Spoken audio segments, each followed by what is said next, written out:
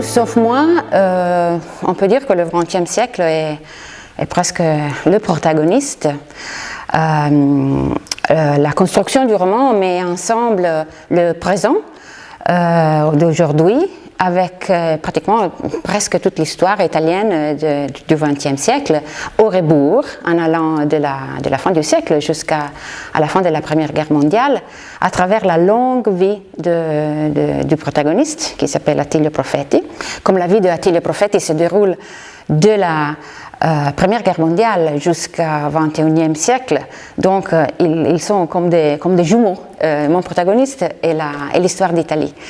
Et le sens, c'est de mettre ensemble deux grandes histoires, l'histoire coloniale du passé et le présent des grands flux migratoires d'aujourd'hui.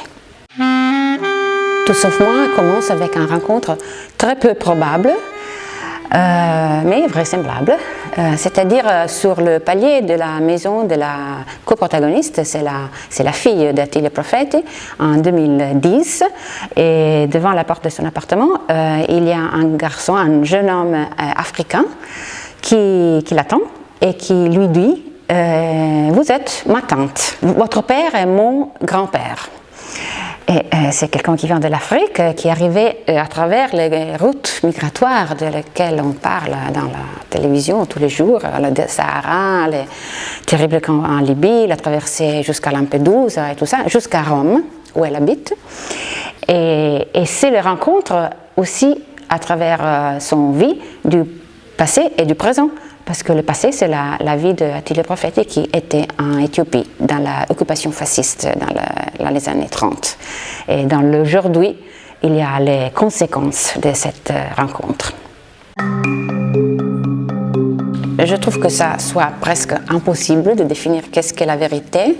C'est beaucoup plus facile de définir qu'est-ce que sont les mensonges.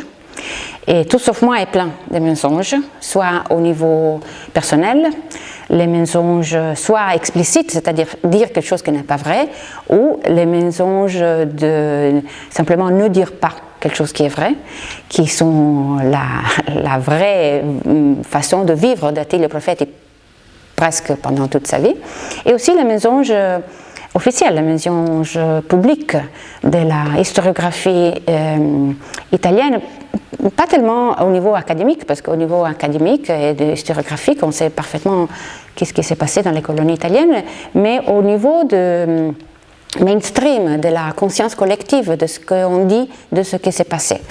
Et donc, je trouve que c'est beaucoup plus facile de définir la vérité par absence. Et c'est ça qu'on fait dans mon livre.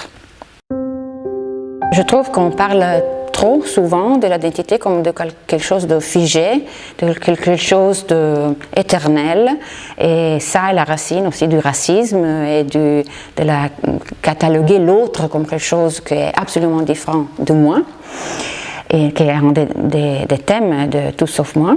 Je préfère penser à l'identité pas comme une boîte, mais plutôt comme une rivière, quelque chose qui bouge toujours et qui change dans les expériences de notre vie. Le roman, c'est le moyen à travers lequel je m'exprime et à travers lequel j'ai réfléchi sur l'histoire et le présent, le passé de mon pays, l'Italie, et aussi de mon continent, l'Europe. Ce livre, Tout sauf moi, je l'ai toujours pensé comme un livre qui parle certainement de l'Italie, mais c'est aussi vraiment ce que je peux raconter de l'Europe, de mon point de vue d'italienne. Et comme romancière, je peux le faire à travers des personnages, des histoires des gens qui ont des sentiments, qui ont des relations, avec des narrations et des détails, parfois aussi très intimes. Et c'est ça ma manière préférée pour raconter la grande histoire.